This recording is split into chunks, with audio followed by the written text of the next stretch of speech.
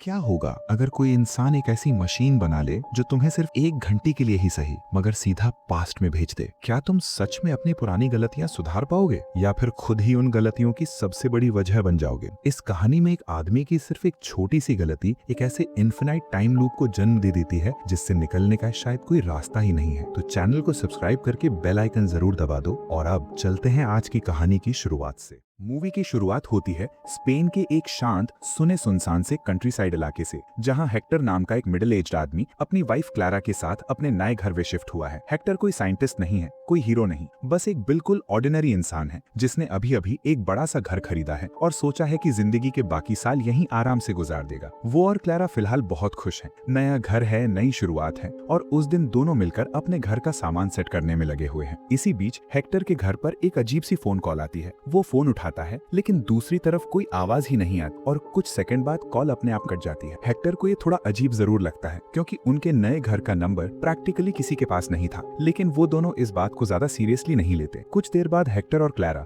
Garden में बैठकर आराम कर रहे होते हैं और हेक्टर की आदत है बाइनोकुलर्स लेकर आसपास के जंगल की तरफ देखना। उसी वक्त उसे दूर जंगल की तरफ कुछ दिखाई देता है, एक लड़की जो वहीं खड़ी होकर धीरे धीरे अपनी टी शर्ट उतार रही होती है। हेक्टर थोड़ा रुकता है, आंखें सिकोड़कर और ध्यान से देखने की कोशिश करता है, लेकिन तभी क्लारा अंदर घर के काम से चली जाती है और उसके जाते ही हेक्टर की क्यूरियोसिटी उसे अंदर से खींचने लगती है सीधा उस जंगल की तरफ। वो बाइनोकुलर्स एक तरफ रखता है और धीरे धीरे उस लड़की की डायरेक्शन में जंगल के अंदर की तरफ चल पड़ता है। रास्ते में उसे एक अबैंडन्ड सी साइकिल दिखती है, डस्टबिन के पास ऐसे ही गिरी हुई, और कुछ कदम आगे जाने पर उसे वही लड़की नजर आती है जो जंगल में एक पत्थर के पास बिल्कुल नग्न हालत में बेहोश पड़ी होती है। हेक्टर घबरा जाता है और जल्दी जल्दी उसे जगाने की कोशिश करता है, लेकिन वो लड़की कोई भी रिस्पॉन्स नहीं देती। और तभी अचानक पीछे से एक आदमी कैंची लेकर उस पर हमला कर देता है और हेक्टर के हाथ पर गहरा कट लग जाता है। हेक्टर पलटकर उस आदमी को देखता है और जो नजारा उसे दिखता है वो सीधा किसी हॉरर मूवी से निकला हुआ लगता है। उस आदमी का पूरा चेहरा पिंक और व्हाइट बैंडेजेस से ढका हुआ है, बिल्कुल किसी फेसलेस विलन की तरह।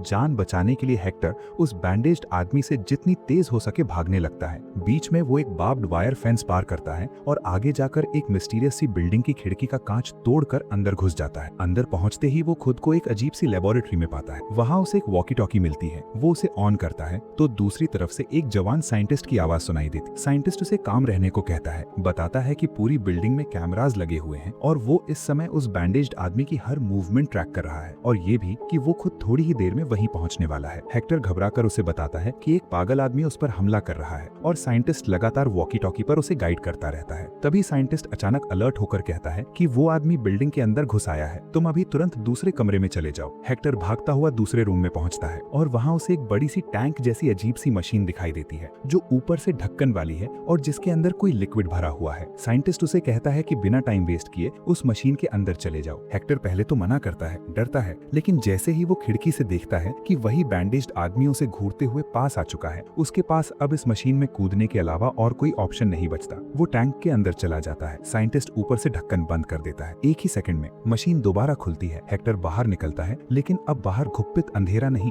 बल्कि दिन का साफ उजाला है। साइंटिस्ट उसे देखकर सच में सरप्राइज्ड होता है, जैसे उसने हेक्टर को पहली बार देखा हो, जैसे उसने उसे कभी टैंक में डाला ही न हो। हेक्टर उसे बताता है कि अभी कुछ मिनट पहले वही साइंटिस्ट उसे इस मशीन में आने को कह रहा था, लेकिन साइंटिस्ट साफ साफ कहता है कि उसे कुछ भी याद नहीं है। हेक्टर घबराकर घर की तरफ देखता है और गार्डन में उसे क्लारा दिखाई देती है और उसके साथ ही वहाँ एक और आदमी भी है जो दूर से बिल्कुल उसी की तरह दिखता है। वो आदमी और कोई नहीं, खुद हेक्टर ही है। इसका मतलब ये है कि हेक्टर अभी अभी टाइम मशीन में ट्रैवल करके करीब 1.5 घंटा पीछे पास्ट में आ चुका है। जो हेक्टर 1 था वो इस वक्त भी घर पर मौजूद है और जो यहाँ लैब में खड़ा है वो है हेक्टर 2। साइंटिस्ट उसे समझाता है, तुम अभी पास्ट में हो, तुम्हें बस एक काम करना है, कुछ भी मत बदलो, शांत रहो, यहाँ वेट करो। जब शाम को हेक्टर 1 यहाँ आएगा और मशीन में जाएगा तो वो तुम्हारी जगह ले लेगा और फिर तुम सिंपली घर लौट जाओगे और सब कुछ नॉर्मल हो जाएगा। लेकिन हेक्टर 2 इतना पेशेंट नहीं है। वो घर पर फोन मिलाता है, हेक्टर 1 कॉल उठाता है, लेकिन हेक्टर 2 के मुंह से कुछ नहीं निकलता और वो चुपचाप कॉल काट देता है। इसका मतलब मूवी की शुरुआत में जो मिस्टीरियस फोन कॉल आई थी जिसमें किसी ने कुछ नहीं बोला था, वो फ्यूचर से आया हुआ हेक्टर 2 ही था। साइंटिस्ट गुस्सा हो जाता है, मैंने साफ मना किया था, घर पर कॉल मत करना, इवेंट्स मत छेड़ना, लेकिन हेक्टर 2 खुद को रोक नहीं पाता। वो साइंटिस्ट की व्हाइट कार उठाता है और सीधा घर की तरफ निकल जाता है। रास्ते में उसे वही लड़की दिखती है जिससे उसने पहले जंगल में नेकेड और बेहोश बेहोश हालत में देखा था। इस वक्त वो आराम से अपनी साइकिल पर जा रही होती है। हेक्टर 2 उसे पहचानता है और गाड़ी धीमी कर देता है और तभी अचानक एक बड़ी रेड ट्रक उसकी कार को जोर से टक्कर मारती है। हेक्टर 2 की कार ढलान से नीचे लुढ़कती हुई पेड़ से टकरा जाती है और उसके चेहरे पर जगह जगह गहरे घाव हो जाते हैं। दर्द से कराहते हुए वो अपने हाथ की बैंडेज खोलता है और वही बैंडेज अपने पूरे चेहरे के चारों तरफ लपेट लेता है। पास की खिड़की में जब वो अपना रिफ्लेक्शन देखता है तो उसे सच का सबसे बड़ा झटका लगता है। वो बैंडेज्ड आदमी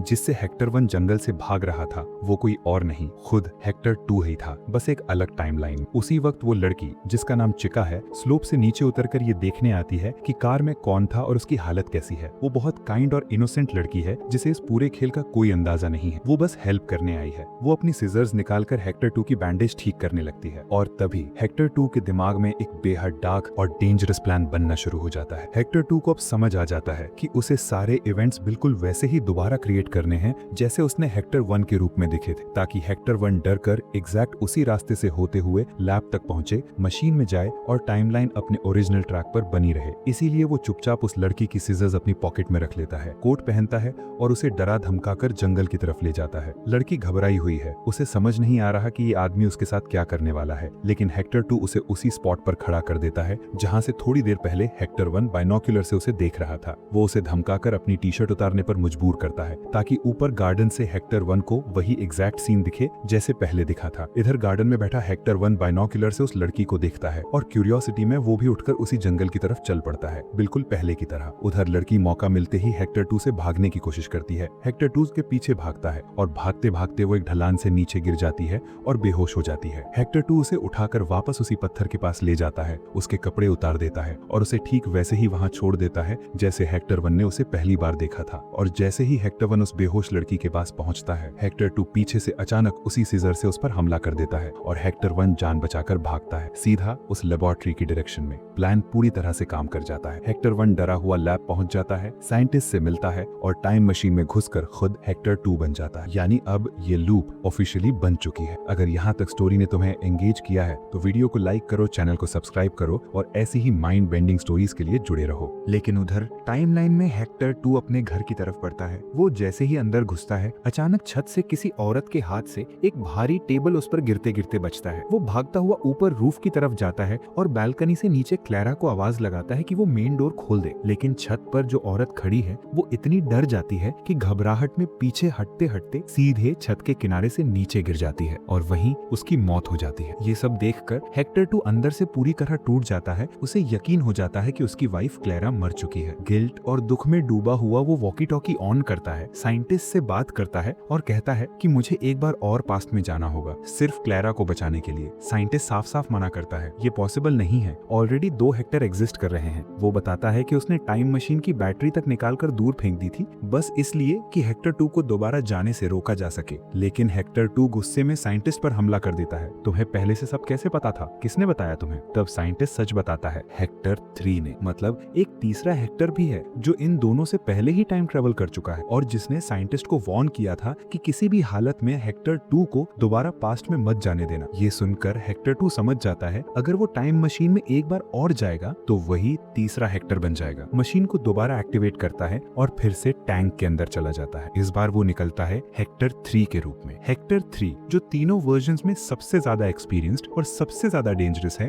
मशीन से निकलते ही सीधा साइंटिस्ट के पास जाता है और कामली कहता है कि मैं पास्ट से आया हूँ। थोड़ी देर में जब 30 सेकंड्स बाद हेक्टर 2 यहाँ से निकलेगा तो तुम जेन्युइनली सरप्राइज होने का नाटक करना। ये सब सुनकर साइंटिस्ट हक्का बक्का रह जाता है, लेकिन मजबूरी में वही करता है जो हेक्टर 3 उसे कह रहा है। अब हेक्टर 3 के दिमाग में एक बहुत क्लियर और कैलकुलेटेड मिशन है, किसी भी तरह से क्लैरा को जिंदा रखना। उसे पता है कि हेक्टर 2 का एक्सीडेंट होना जरूरी है ताकि उसके चेहरे पर चोट लगे, वो बैंडेज लगाए और वही बैंडेज्ड मैन बने जो हेक्टर 1 को डराकर टाइम मशीन तक धकेलता है। इसीलिए हेक्टर 3 साइंटिस्ट की रेड ट्रक लेता है और ठीक उसी टाइम पर जब हेक्टर 2 व्हाइट कार में जा रहा होता है, हेक्टर 3 उसी ट्रक से हेक्टर 2 की कार को जोर से टक्कर मार देता है और कार ढलान से नीचे चली जाती है। यानी मूवी की शुरुआत में जो रेड ट्रक ने हेक्टर 2 का एक्सीडेंट करवाया था, उस ट्रक को खुद हेक्टर 3 चला रहा था। उसने जानबूझकर ये क्रैश करवाया था ताकि लूप वैसा ही रहे जैसा पहले से हो चुका है। उस एक्सीडेंट में हेक्टर 3 खुद भी बुरी तरह जख्मी हो जाता है। ट्रक क्रैश हो जाती है, वो जमीन पर घसीटता हुआ गिरता है। वो साइंटिस्ट को वॉकी टॉकी पर कॉल करता है, मैं फेल हो गया हूँ, हेक्टर 2 को पास्ट में जाने से रोक दो, मशीन बंद कर दो। लेकिन अंदर से हेक्टर 3 को भी पता है कि ये सब अब चेंज नहीं होगा। जो हो चुका है वो ऑलरेडी हो चुका है। साइंटिस्ट इस कॉल से पहले ही हेक्टर 2 को मशीन में भेज चुका है। थोड़ी देर बाद हेक्टर 3 की मुलाकात उसी लड़की से होती है, चिका, जो हेक्टर 2 से बचकर भाग रही थी। हेक्टर 3 उसे भी वही स्टोरी सुनाता है कि मैं भी उस बैंडेज्ड आदमी से भाग रहा हूँ, मेरे साथ चलो, मैं तुम्हें सेफ जगह ले चलता हूँ। वो इनोसेंट लड़की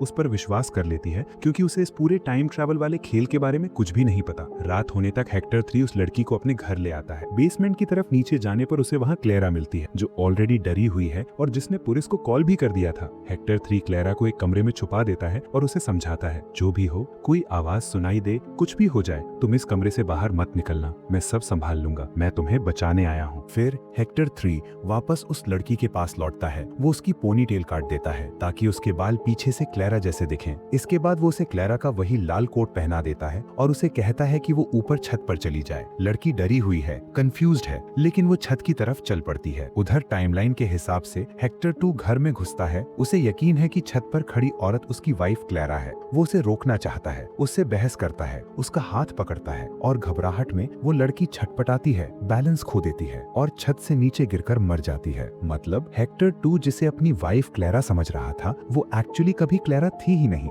वो थी वही इनोसेंट लड़की चिका जिसे हेक्टर 3 ने जानबूझकर इस ट्रैप में धकेला था। यही है इस मूवी का सबसे बड़ा और सबसे डार्क ट्विस्ट और यहीं से असली टाइम क्राइम शुरू होता है। हेक्टर 2 बैंडेज्ड फेस के साथ वहां से ड्राइव करके निकल जाता है। थोड़ी देर में वो लैब पहुंचेगा, साइंटिस्ट से मशीन में जाने की जिद करेगा और पास्ट में जाकर खुद हेक्टर 3 बन जाएगा। और इस तरह ये पूरा साइकिल फिर से एग्जैक्टली वैसे ही शुरू हो जाएगा इनफाइनाइट टाइम तक। हेक्टर 3 अब घर के बाहर आता है, क्लेरा को कमरे से बाहर निकालता है और दोनों गार्डन में आकर उन्हीं चेयर्स पर बैठ जाते हैं जहां से इस पूरी नाइटमेयर की शुरुआत हुई थी। दूर से पुलिस की सायरन सुनाई दे रही हैं। हेक्टर 3 के चेहरे से अब बैंडेज हट चुका है। आउटर दुनिया के लिए वो बस एक नॉर्मल ऑर्डिनरी हेक्टर दिखता है। दुनिया की नजर में तो जैसे कुछ हुआ ही नहीं, लेकिन हम जानते हैं सच्चाई। एक इनोसेंट लड़की मारी गई जिसका किसी चीज में कोई कसूर नहीं था। एक ऐसा टाइम लूप बना है जिसका कोई क्लियर स्टार्टिंग पॉइंट ही नहीं। हेक्टर 2 पास्ट में जाएगा, हेक्टर 3 बनेगा, फिर वही सीक्वेंस दोबारा रिपीट होगा